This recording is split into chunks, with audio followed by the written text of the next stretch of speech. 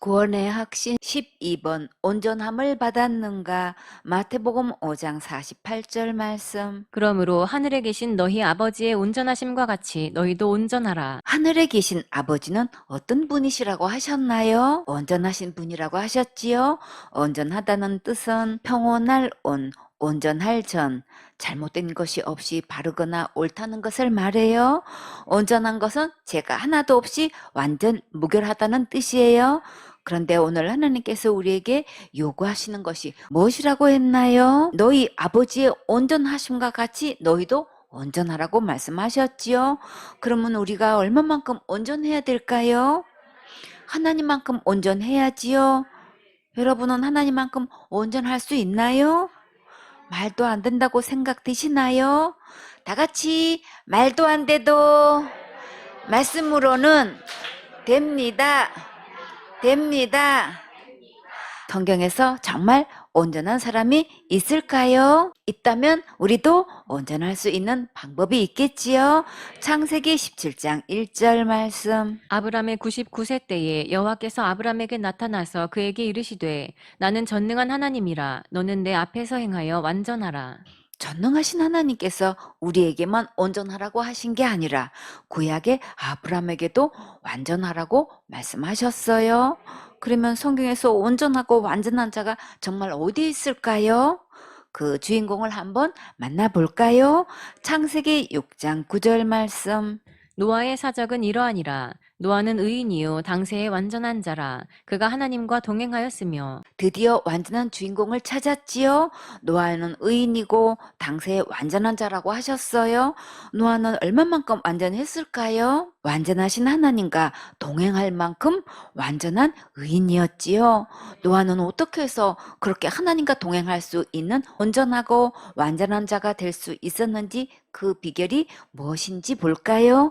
창세기 6장 5절에 여호와께서 사람의 죄악이 세상에 관영함과 그 마음의 생각에 모든 계획이 항상 악할 뿐임을 보시고 땅 위에 사람 지으셨음을 한탄하사 마음에 근심하시고 가라사대 나의 창조한 사람을 내가 지면에서 쓸어버리되 사람으로부터 육축과 기는 것과 공중의 새까지 그리하리니 이는 내가 그것을 지었음을 한탄함이니라 하시니라. 그러나 노아는 여호와께 은혜를 입었더라. 세상에 제약이 이렇게 가득한데 어떻게 노아는 완전한 자가 될 수 있었을까요? 노아는 하나님께 은혜를 입어서 완전한 자가 되었지요.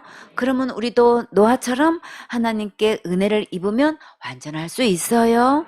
또 하나님께 은혜를 입으면 하나님만큼 온전할 수 있어요.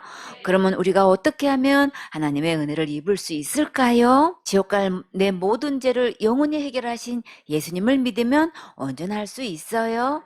정말 너무나 쉽지요. 예수님의 십자가의 은혜로 하니까 너무나 쉬운 거예요.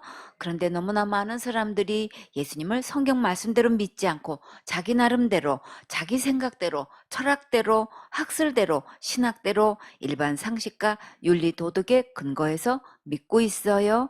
그 믿음을 점검해 보면 천국 갈 수 있는 믿음이 아니에요.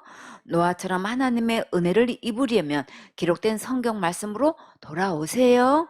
하나님은 온전하신 분이시라 죄가 있으면 하나님과 동행할 수 없고 천국 갈 수도 없어요. 우리는 지옥 갈 모든 죄로부터 완전 무결해야 하나님과 동행할 수 있고 천국 갈 수 있어요. 이제부터 기록된 성경 말씀대로 예수님을 온전히 믿으세요. 그러면 온전하게 될 수 있어요. 진짜 예수님은 십자가에서 지옥 갈 내 모든 죄를 영원히 용서하셨고 온전케 하셨어요. 기록된 성경 말씀대로 예수님을 믿을 때만 노아처럼 은혜를 입을 수 있고 온전한 의인이 될 수 있고 완전한 자가 될 수 있어요.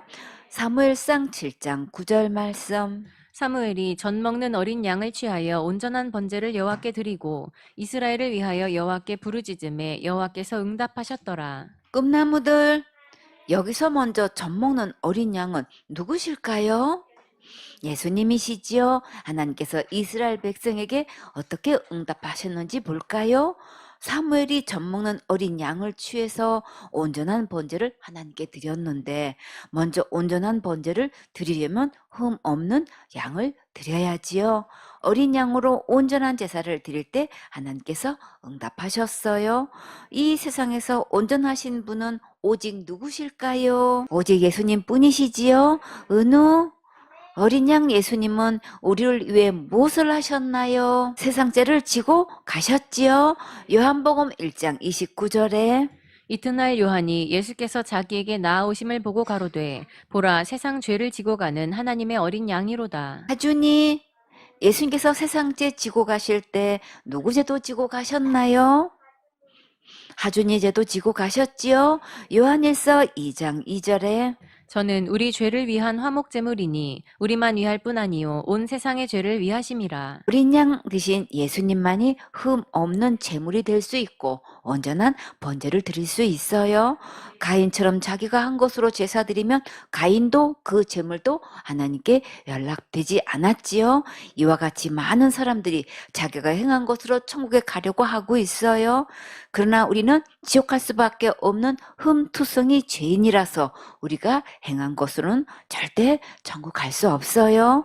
지금까지는 잘 모르고 잘못 배워서 잘못된 믿음을 가지고 천국 가려 했지만 이제부터는 예수님께로 돌아와서 이미 온전한 제사를 드리신 이 예수님의 은혜를 받아 누리세요. 사무엘상 7장 10절 말씀. 사무엘이 번제를 드릴 때에 블레셋 사람이 이스라엘과 싸우려고 가까이 오매 그날에 여호와께서 블레셋 사람에게 큰 우뢰를 발하여 그들을 어지럽게 하시니 그들이 이스라엘 앞에 패한지라. 사무엘이 어린 양으로 하나님께 제사를 드릴 때 적군이 싸우려고 아주 가까이에 왔어요. 그러면 어떻게 해야 할까요? 즉시 나가서 적군과 싸워야지요. 그런데 전쟁은 누구에게 속했나요? 하나님께 속했지요. 사무엘이 어린 양으로 온전한 제사를 중단하지 않고 계속 드렸을 때에 하나님께서 앞서 행하셔서 큰 우레를 발하시고 어지럽게 하셔서 적군을 한 방에 다 패하게 하셨어요. 천둥 번개가 크게 내리칠 때 버틸 수 있는 사람이 있을까요? 장정이라도 벼락이 치면 엄청나게 무섭지요. 여러분은 하나님의 실력을 한번 맛보고 싶으세요?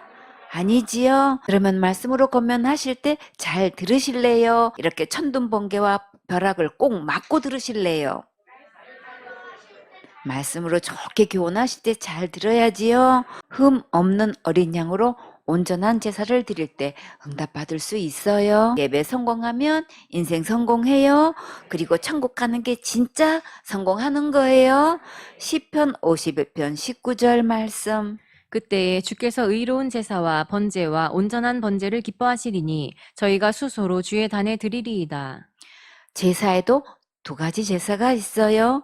예수님께서 기뻐하시는 제사가 있고 기뻐하시지 않는 제사가 있어요. 어떤 제사를 기뻐하신다고 하셨나요? 예수님은 의로운 제사와 온전한 번제를 기뻐하신다고 하셨지요. 우리가 다 같이 예배를 드려도 천국 갈 수 있는 자가 있고 없는 자가 있어요. 다 같이 예수님을 믿는다고 하면서도 천국 갈 수 있는 믿음이 있고 없는 믿음이 있어요. 마태복음 7장 21절에 나더러 주여 주여 하는 자마다 천국에 다 들어갈 것이 아니요 다만 하늘에 계신 내 아버지의 뜻대로 행하는 자라야 들어가리라. 아버지의 뜻이 무엇일까요? 아들 예수님을 믿고 천국 가는 거지요. 요한복음 6장 40절에 내 아버지의 뜻은 아들을 보고 믿는 자마다 영생을 얻는 이것이니 마지막 날에 내가 이를 다시 살리리라 하시니라. 예수님을 믿는다고 하면서 지옥 갈 죄가 여전히 있는 사람이 너무나 많아요. 그러나 진짜 예수님은 지옥 갈 모든 죄를 영원히 용서하셨고 의롭고 온전하게 하셨어요. 이 예수님을 믿을 때만 천국 갈 수 있어요. 하나님께서 진짜 기뻐하시는 온전한 제사는 어디에 있을까요? 히브리서 10장 12절에 오직 그리스도는 죄를 위하여 한 영원한 제사를 드리시고 하나님 우편에 앉으사 예수님께서 친히 몸으로 드린 십자가의 영원한 제사를 하나님께서 기뻐하셔요. 히브리서 10장 14절에 저가 한 제물로 거룩하게 된 자들을 영원히 온전케 하셨느니라. 한 번의 영원한 제사로 영원히 온전케 하신 예수님을 믿으면 우리도 노아처럼 온전할 수 있고 하나님처럼 온전할 수 있어요. 이 제사를 하나님께서 제일 기뻐하셔요. 아멘.